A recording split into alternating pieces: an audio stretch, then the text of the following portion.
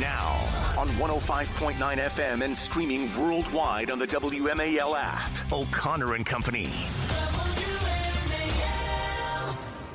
8:07 here, and we're ready to roll in our final hour. If you missed anything up until now, please subscribe to our podcast, download it so you can get up to speed, up to date, and up to the minute. It's O'Connor and Company coming up in 30 minutes with Miranda Devine of the New York Post.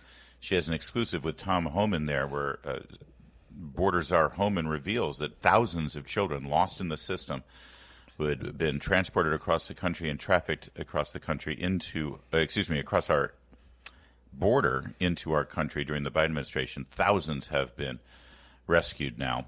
More work to be done, but that's a great story, and we'll talk about it coming up. It's Larry O'Connor with Julie Gunlock. Good morning, Julie. Good morning. Look who's here. Love talking with Katy McFarland every Thursday when we're lucky. She, of course, former deputy national security advisor to the President of the United States, Donald Trump, and author of the book Revolution. Okay, Katy, where to start? The ceasefire between Israel and Iran seems to be holding, and there was so much speculation that, first of all, the bombing runs didn't actually do any damage because of this initial unverified assessment that seems to have been completely blown out of the water now.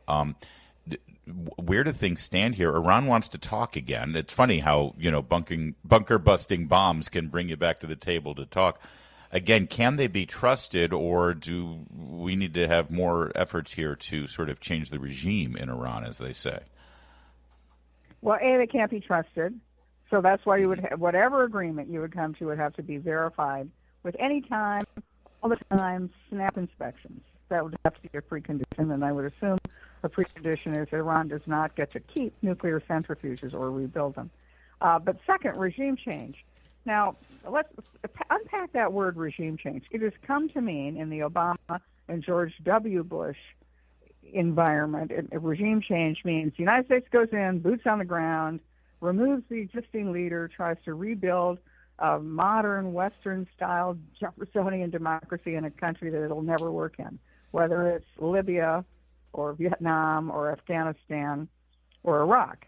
There's another kind of regime change, though, which is brought by the people themselves, and that's regime change that the Americans had in the American Revolution. It's what happened after the Iron Curtain fell, and Poland and the Czech Republic and Hungary and East Germany rose up. The people rose up and demanded a change in government. Now, those are the regime changes that work and they hold, and those are the ones brought about by the people themselves. So when everybody's throwing around the word regime change, it's which variety do you want? And when President Trump has talked about it, where he said, well, wouldn't the Iranian people want to make Iran great again? Right. That's maybe a word we don't want to, that's the kind of regime change we're talking about, which is the Iranian people do it themselves. The people who try to say, Donald Trump's going to put boots on the ground and have regime change, have you guys been listening? The first speech he ever made in his first term was to the United Nations General Assembly, where he told the world America is no longer in the business of telling you what kind of government to have, who your leaders should be, how you worship God, how you function in your society. That's up to you. And he said it most recently in his trip to the Middle East. We're not here to tell you to be like us. You choose your own destiny. And so, again, it's all about people power, whether it's in the United States or in these other countries. Up to them. Want to make Iran great again? Great, wonderful, do your thing. But if not, you're on your own.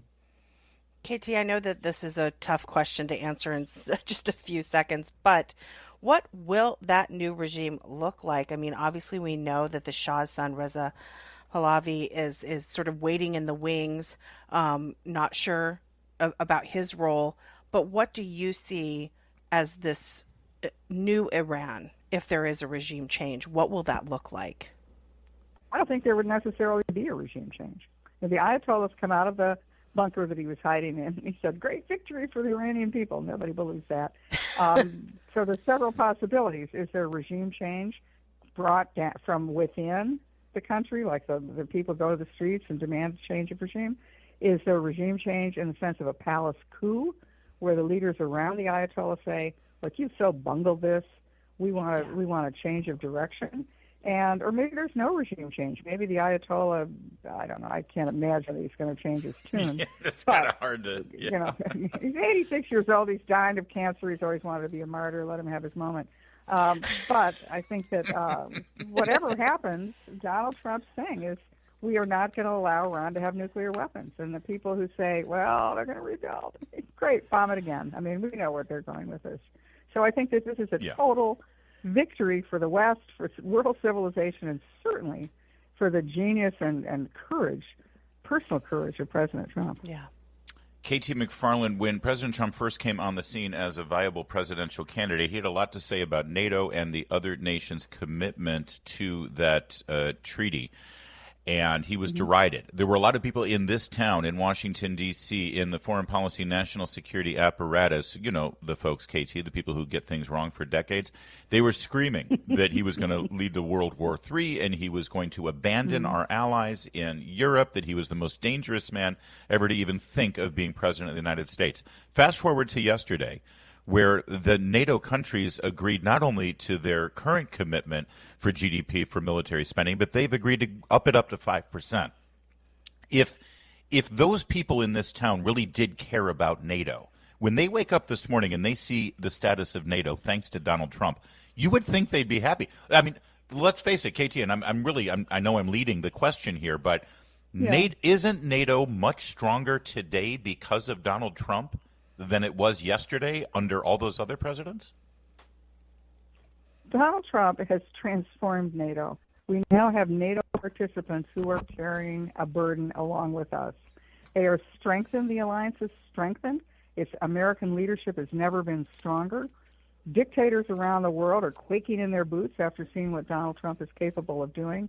I think the world is a safer place. And so, I mean, all of those people who have criticized Donald Trump and called him so dangerous, they claim to care about NATO. Are they going to apologize? Like, no, of course not. I mean, look, the first week of the Trump administration 1.0, I met with my German counterpart, and I said, look, we expect you guys to spend 2% of your GNP on defense. And the guy said to me, you're naive and unrealistic. Naive and unrealistic. This is never going to happen. And so fast forward, well, that guy no longer has his job. But fast forward, and now his countrymen, they're falling all over themselves. Did you look at the pictures of those the NATO meeting? It was like, world leaders are like jostling each other to stand next to President Trump and get a selfie. That's right. Yeah. It's just, they're stunned at just the extraordinary thing he has just pulled off. Not only has he reset the map of the Middle East, he's reset the map of the globe because of China. Who's the big loser? China. Who's the big loser? Russia. Yep. Who are their pals? Iran's great friends, China and Russia, missing in action, nowhere to be seen, supporting the Ayatollah. KT, if I could just really quickly go back to sort of Iran and the Middle East, what does this situation with Iran, there's the ceasefire, all of that, what does that mean for the situation in Gaza, between Gaza and Israel, and the hostages that are still being held? Do you think do you think the rest of the hostages will be released? Well, I think that Gaza, I've always thought Gaza is a subset of the Iran problem. Yep. And if you're the leaders of Hamas right now, where your benefactor, Iran, is now gone, I mean, essentially is no longer supporting you financially or in any other way. If I were a leader of Hamas, I would be thinking, let me go talk to my hostages. Let me make sure they're happy. Let's give them a good couple of baths and a couple of meals, because those are my only negotiating chips. And if I don't show up with healthy hostages, I'm done. Yeah. Let's hope. Katy McFarland, always great to talk with you as world events continue to, dominate the headlines. You're a valuable resource to have and a great conversation. Thank you so much. Thank you. WMAL, making sense of the news. Live from the Home Paramount Pest Control Studios. Home Paramount, the leader in pest control since 1939. Well, we have an update on America's favorite astronaut, Katy Perry. She, apparently she used to have a music career. I only know her as the pioneer of space flight and space travel. As she's the first woman in space, isn't she? I believe so. Yeah. First woman to set foot on the moon. First woman to visit Saturn. Something like that. Yes, I don't know. Yes. Oh, no, wait. Actually, I'm so sorry. I got that story wrong. Okay. She spent 11 minutes in the upper atmosphere. She experienced weightlessness. In a phallic-shaped space rocket. In a very phallic-shaped space rocket. by Yes. Jeff Bezos, where he was really just trying to get rid of his fiancée for That's a right. few hours of peace. Anyway, let's not forget that when she came back after being weightless for, again, 11 minutes, she came back, she kissed terra firma because she was so gloriously Literally. happy. Yeah, she bent down on her knees and kissed Yes, the and- planet yeah, Earth yes. because she had finally made it back after that long, arduous space Right. flight. And this is what she had to say at that moment, cut 28. So I feel really connected to that strong, divine feminine right now. God. Now, I establish all of this just so you can recognize if you didn't find Katy Perry insufferable before her space flight, imagine what she was like. This is what she showed the public Yeah. after her 11 minutes of weightlessness. Imagine what she was like at home. At home. Oh my God. And if you can just close your eyes and just imagine what it must have been like to live with this insufferable, narcissistic egomaniac, you will understand the headlines today that after a 10-year relationship, Katy Perry and Orlando Bloom are splitting up. Or, more accurately, Orlando Bloom has had enough. Has had it. He's done. He's done. Okay, when I was a teenager, I went to Italy as an exchange student. Ooh. And my parents, to this day, make fun of me that when I came home, and I grew up in literally a town of 1,000 people. I was in rural central Illinois, okay? Yeah. And when I came home, this was the 80s, mind you, okay? I'm aging myself, okay? There were 2 restaurants in my town, a pizza place and like a little diner. Yeah. I came home from Italy and I would go to the pizza place, this little dump. Okay, it was great pizza. All right. And I would go, can I get a sparkling water? Because that's what they drink in Italy. Right, that's why they drink in Italy. And I would be like, and they'd say, would you like water? And I would go, is it still or sparkling? I was awful. I hate my teenage self, right? I was awful. My parents still make fun of me, right? Yeah. But you could just imagine, all I could think of was me ordering sparkling water at, Bulldog Pizza, right, in the 80s, right? And Right. You can just imagine how she's like, I need a scientist now. Yes, Orlando, that's you're right. too dumb for me. She'd be sitting there having a conversation with Orlando, and he'd be like, say, hey, do you want to, go out to McDonald's or something? Orlando, after you've been in space like I have, you have a brand new perspective on it. This planet is so small when you think about it. I mean, you don't have the... Now, I'm you may connected think to the that we're just divine having feminine. Yeah. Right, my divine Yeah. feminine.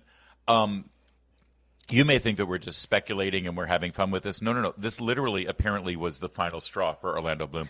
The Daily Mail has the scoop. It's gossip, okay. But Katy Perry and Orlando Bloom's explosive row after cringeworthy spaceflight. Cringeworthy is in quotation marks. Apparently, that's what Orlando referred to it as.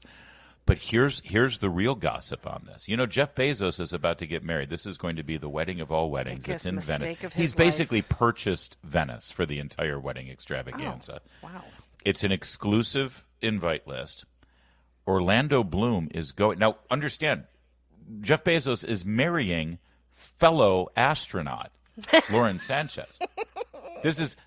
Katy Perry and Lauren Sanchez will forever have the bonds of space. They traveled together. And they'll be forever, Yes. bonded to the divine feminine. Light years where no woman has ever Right. gone before. This was like the final frontier. So they were in space together. And now Orlando Bloom, the ex, is going to that wedding, and Katy Perry is not. You would think that Lauren Sanchez would say, wait a second, my astronaut friend has to come here. Apparently she's had enough, too. They've all had it with her. You're She only had to kidding. deal with her for 11 minutes. Orlando Bloom lived with this for 10 years. She is so bizarre, Katy Perry. So bizarre. She received little to no support from Bloom, who blasted the embarrassing debacle during an explosive fight. He told her the whole thing looked ridiculous, a source in Perry's camp told the Daily Mail.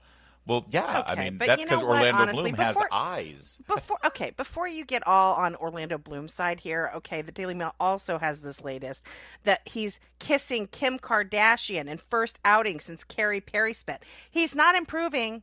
He's not going on to a better. Well, I'm not saying that he's any sort of, the founding member of Mensa out there in Los Angeles. I mean, it's, yes, he has some pretty bad taste in women. That's fine. But here's the moral of the story here. If he's willing to spend his time with Kim Kardashian now as a potential girlfriend, that tells you just how bad Katy Perry was. Good point. You know what? I need a break from your insufferable, narcissistic, egomaniac behavior, so I'm going to go with Kim Kardashian so I can have some relative sanity in my life. Oh, Legolas, where have you gone wrong? Yes. It's 8:23. Coming up, we'll be talking to Miranda Devine with the New York Post. Keep it here. WMAL-FM Woodbridge, Washington, a Cumulus media station. Making sense of the news. News Talk 105.9. News now. Now, on 105.9 FM and streaming worldwide on the WMAL app. O'Connor and Company. It's 8:37. It's O'Connor and Company here on this Thursday morning. What a news cycle. We're riding here like a roller coaster, and there's more to come. Chris Plant picks it up in 30 minutes. It's Larry O'Connor with Julie Gunlock. Good morning, Jules. Good morning. Julie, can I call you Jules? Is that all right? You can.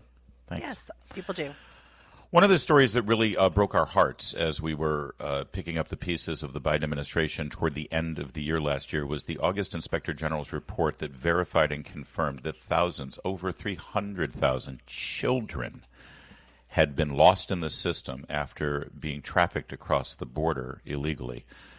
The nightmares that I literally had bad dreams about this, thinking about these children and what they had to deal with, and the fact that that the Biden administration first claimed that there was nothing wrong, everything was fine, there's no chaos at the border, and then it was immediately discovered. And let's get to the details here, and maybe we can uncover exactly why they decided to do what they did with Miranda Devine. Miranda Devine, of course, the should-be award-winning journalist over at the New York Post for breaking story after story that the mainstream media and corporate legacy media refused to acknowledge. She now has a brand new podcast at the Post called Podforce One. I like that. Miranda, thanks for joining us. Oh, thanks for having me, Larry and Julie. Good morning. Good morning. You have an exclusive here in your podcast with your interview with border czar Tom Homan, where you asked this. Thank you, by the way, for asking it and getting this information out there, because ICE agents are being maligned and derided and attacked, and Democrats want to defund them. They want to dismantle them. They want to put them in danger by having them remove the masks that are protecting their identity as they do their job as federal law enforcement officers. While all that is going on, in the background, without much attention, is this miracle that they've been able to save already thousands of these children. What did you learn here? Yes, look, thanks for asking about that, because there's also been so many lies told about what ICE is doing. One of the things Tom Homan said that Donald Trump had told him to do was to find those 300,000 plus children and who are unaccounted for under the Biden administration, and ascertain that they are safe, and if not, rescue them from terrible fates. And he said they have already rescued children from being sex trafficked to pedophiles, which is just horrific to think about, as well as being sort of locked as slaves on ranches and chicken farms and various other servitude. He said that just 2 weeks ago, I had found a 14-year-old girl who was pregnant and living with adult males. Oh. So it's a horrendous idea. Now, many of these children, not all 300,000 of them are in peril.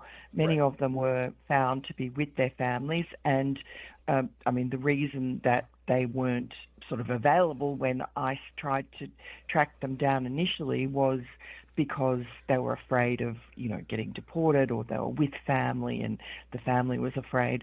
But with 300,000, you only need one. Of course, one is too many. And one is too many. It was despicable that Joe Biden changed the immigration law in so many ways, and one of the ways was to incentivize people smugglers to bring unaccompanied children over the border.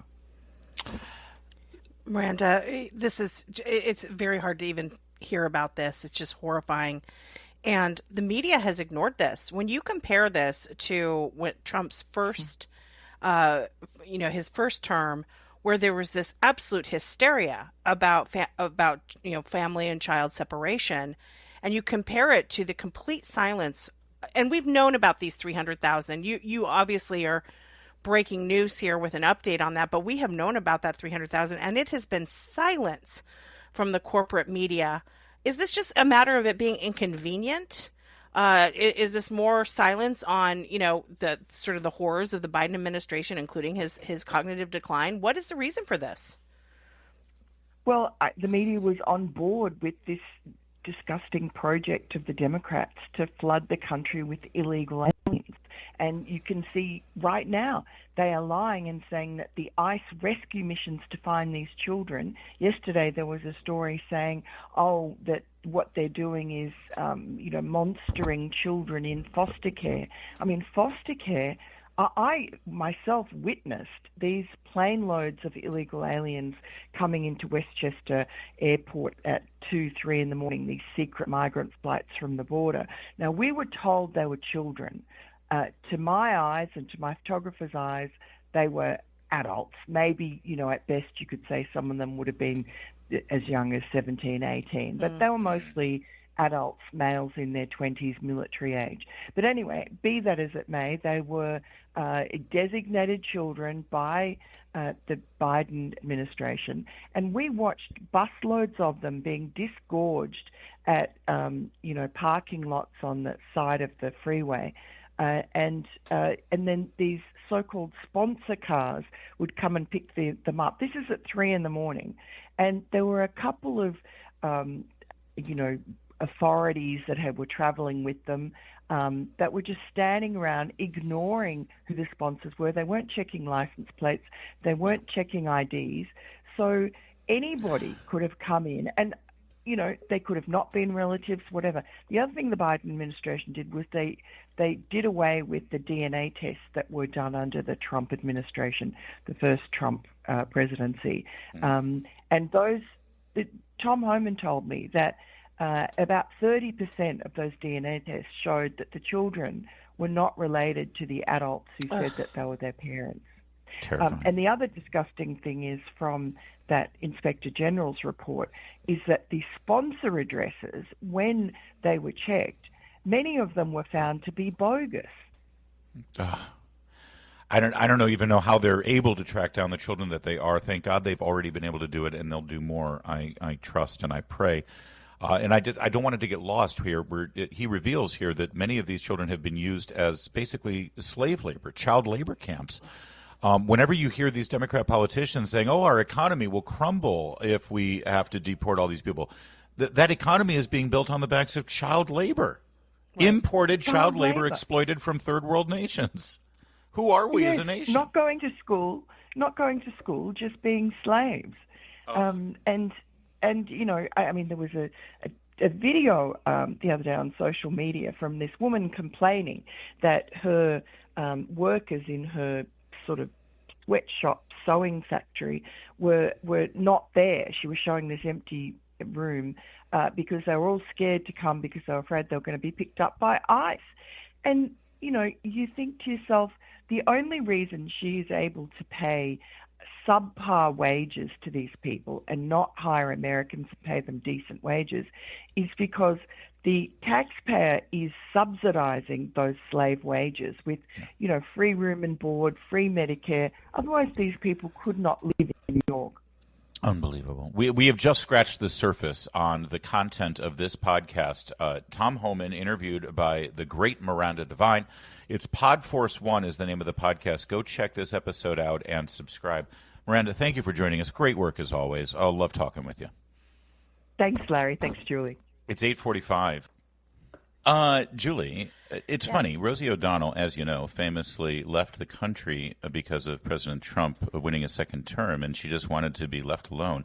And yet we see more and more of her than ever before. Isn't that amazing? It's sad, isn't it? Yeah. So here she is on the Chris Cuomo podcast making an extraordinary claim about what Donald Trump did to her personally during his first term. Take a listen and see if you can see the thing that I find to be rather extraordinary. Here, listen. I really felt this was self-preservation for me because during his first go-round, it was very difficult, and I got myself into some bad places. You know, I was very, very depressed. I was overeating. I was over-drinking.